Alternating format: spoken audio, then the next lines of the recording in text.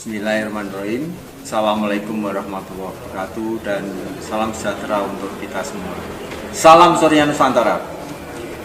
Pada kali ini saya akan membawakan materi terkait dengan program kerja pengawasan. Dalam kepengawasan ini, mohon maaf sebelum saya lanjutkan, saya perkenalkan dulu, nama saya Bambang Wicaksono Imam Suwongso. Oke, kita lanjutkan. Dalam program kerja kepengawasan ini ada beberapa hal yang ingin saya sampaikan, yaitu pengertian pengawasan dan jabatan pengawas, kemudian terkait tupoksinya, kemudian objek pemeriksaan, kemudian rencana program kepengawasan dan etika dalam melakukan pengawasan. Akan saya sampaikan satu persatu terkait dengan pengawasan tadi. Pertama yaitu mengenai pengertian kepengawasan. Dewan Pengawas dalam Yayasan Surya Nusantara, yaitu Dewan Pengawas adalah organ yayasan yang bertugas melakukan pengawasan dan memberi nasihat kepada Dewan Pengurus dalam menjalankan kegiatan yayasan. Yang kedua, Dewan Pengawas sesuai dengan anggaran dasar Yayasan Surya Nusantara, yaitu terdiri dari satu orang atau lebih anggota Dewan Pengawas. Yang ketiga, dalam hal diangkat lebih dari satu orang Dewan Pengawas, maka salah satu diantaranya diangkat sebagai Ketua Dewan Pengawas. Di Yayasan Surya Nusantara ini, Dewan Pengawas itu dibagi dalam berbagai jenjang, yaitu di jenjang Dewan Pengawas Desa yang terdiri dari 9 orang, kemudian Dewan Pengawas Kecamatan yang terdiri dari 9 orang juga, kemudian Dewan Pengawas Kabupaten yang terdiri dari 9 orang, kemudian Dewan Pengawas Provinsi yang terdiri dari 18 orang, dan Dewan Pengawas Pusat yang jumlah keseluruhannya adalah 198 Dewan Pengawas. Lalu terkait dengan jabatan Dewan Pengawas, yaitu ada beberapa hal. Pertama, yang dapat diangkat sebagai anggota Dewan Pengawas adalah orang perseorangan yang mampu melakukan perbuatan hukum dan tidak dinyatakan bersalah dalam melakukan pengawasan yayasan yang menyebabkan kerugian bagi yayasan, atau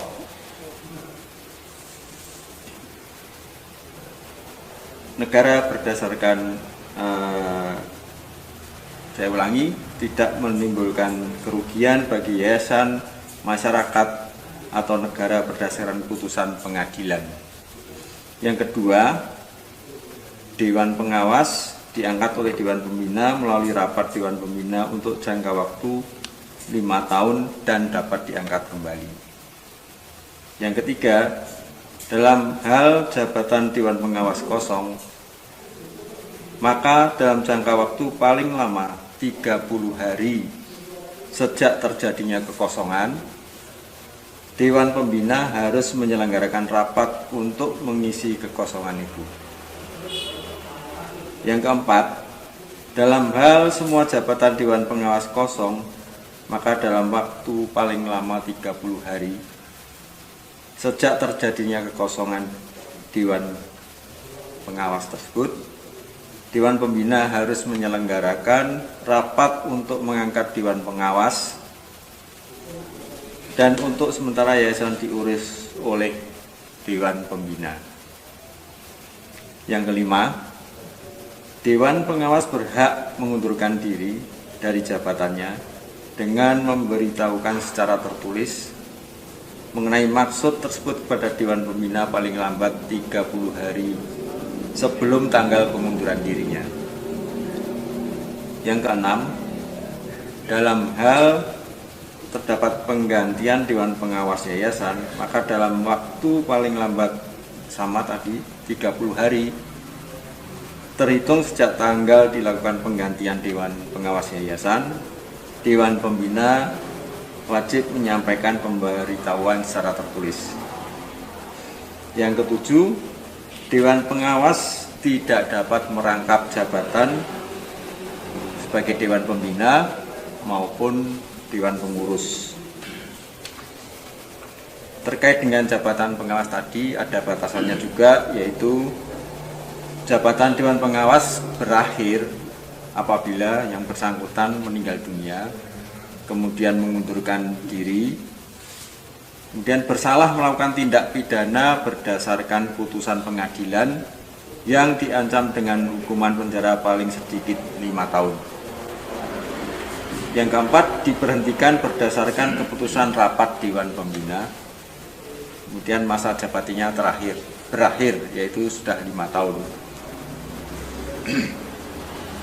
Yang kedua, tadi pertama pengertian dan terkait jabatan pengawas. Sekarang yang kedua adalah tupoksi. Terkait dengan tupoksi, ada beberapa hal yang akan saya sampaikan, yaitu Dewan Pengawas.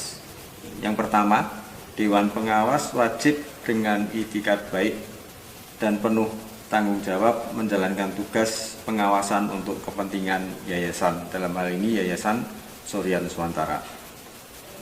Ketua Dewan Pengawas dan 1 anggota Dewan Pengawas berwenang bertindak untuk dan atas nama Dewan Pengawas. Yang ketiga, Dewan Pengawas berwenang memasuki bangunan, halaman, atau tempat lain yang dipergunakan oleh yayasan. Yang kedua, memeriksa dokumen. Yang ketiga, memeriksa pembukuan dan mencocokkannya dengan uang kas, atau mengetahui segala tindakan yang telah dijalankan oleh Dewan Pengurus. Yang kelima, memberi peringatan kepada Dewan Pengurus apabila Dewan Pengurus melakukan pelanggaran atau penyimpangan. Selanjutnya, Dewan Pengawas dapat memberhentikan untuk sementara 1 orang atau lebih Dewan Pengurus apabila Dewan Pengurus tersebut tidak bertindak bertentangan dengan anggaran dasar atau peraturan perundang-undangan yang berlaku. Selanjutnya, pemberhentian sementara itu harus diberitahukan secara tertulis kepada yang bersangkutan disertai dengan alasan. Jadi pemberian peringatan itu disampaikan ke dewan yang bersangkutan yang melakukan kesalahan. Selanjutnya, dalam waktu 7 hari terhitung sejak tanggal pemberhentian sementara itu, Dewan Pengawas diwajibkan untuk melaporkan secara tertulis kepada Dewan Pembina. Dalam jangka waktu 7 hari terhitung sejak tanggal pembelaan diri sebagaimana dimaksud di depan, maka Dewan Pembina wajib memanggil anggota Dewan Pengurus yang bersangkutan untuk diberi kesempatan membela diri. Selanjutnya, dalam waktu 7 hari terhitung sejak tanggal pembelaan diri, Dewan Pembina dengan keputusan rapat Dewan Pembina wajib mencabut keputusan pemberhentian sementara, kemudian memberhentikan anggota Dewan Pengurus yang bersangkutan. Selanjutnya, dalam hal Dewan Pembina dimaksud di atas, pemberhentian sementara batal demi hukum dan yang bersangkutan menjabat kembali sebagai jabatannya semula. Dalam hal seluruh Dewan Pengurus diberhentikan sementara, maka untuk sementara Dewan Pengawas diwajibkan mengurus yayasan. Sehingga apabila Dewan Pengurus diberhentikan keseluruhan, maka secara otomatis Dewan Pengawas akan mengambil alih jabatan dalam mengurus yayasan. Untuk selanjutnya, terkait dengan objek pengawasan, itu sudah disebutkan di depan, yaitu terkait dengan dokumen-dokumen aset yayasan. Jadi tadi disebutkan dapat memasuki bangunan, halaman atau tempat lain yang dipergunakan yayasan. Kemudian yang kedua, objek kepengawasan, yaitu memeriksa dokumen yayasan terkait dengan keanggotaan. Kemudian yang ketiga, memeriksa pembukuan dan mencocokkan dengan uang kas atau bank. Jadi laporan keuangan dicocokkan dengan kondisi real uang kas dan bank, sesuai atau tidak. Kemudian yang keempat, mengetahui segala tindakan yang telah dijalankan oleh Dewan Pengurus. Kemudian yang kelima tadi, memberi peringatan kepada Dewan Pengurus apabila Dewan Pengurus melakukan kesalahan. Jadi itu adalah objek dari pengawasan. Yang keempat yaitu rencana program kepengawasan. Untuk melakukan pengawasan baik di tingkat desa, kecamatan, kabupaten, provinsi, pusat, Dewan Pengawas harus membuat suatu rencana kerja terkait dengan pengawasan, yaitu pemeriksaan. Dapat dibuat rencana bulanan, triwulanan, semester, kemudian tahunan. Menyangkut apa? Menyangkut objek pemeriksaan tadi yang ada, pokoknya ada 4, yaitu terkait aset, terkait dengan dokumen, terkait dengan laporan keuangan, dan tindakan Dewan Pengurus. Itu adalah rencana program yang dilakukan oleh Dewan Pengawas. Kemudian dalam melakukan pengawasan, Dewan Pengawas juga harus memperhatikan etika dalam melakukan pengawasan. Jadi tidak sembarang melakukan pengawasan, yaitu dalam hal mau melakukan pengawasan, melakukan pemeriksaan, setidaknya ada pemberitahuan kepada pembina Wilker yang di wilayah yang bersangkutan yang akan dilakukan pemeriksaan, dan disertai dengan surat tugas untuk melakukan pemeriksaan. Itu kemudian juga terkait dengan dokumen-dokumen yang diperiksa, Dewan Pengawas juga perlu memperhatikan kaidah-kaidah yang lain, yaitu terkait dengan data. Itu tidak dapat data diambil alih oleh Dewan Pengawas, namun dilakukan fotokopi, sehingga data asli itu tetap sebagai aset yayasan, tidak boleh diambil alih.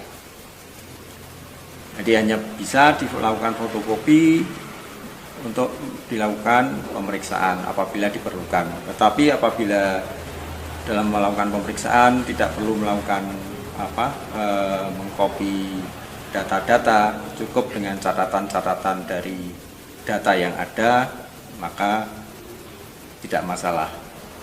Mungkin itu sekelumit terkait dengan program kerja yang terkait dengan pengawasan.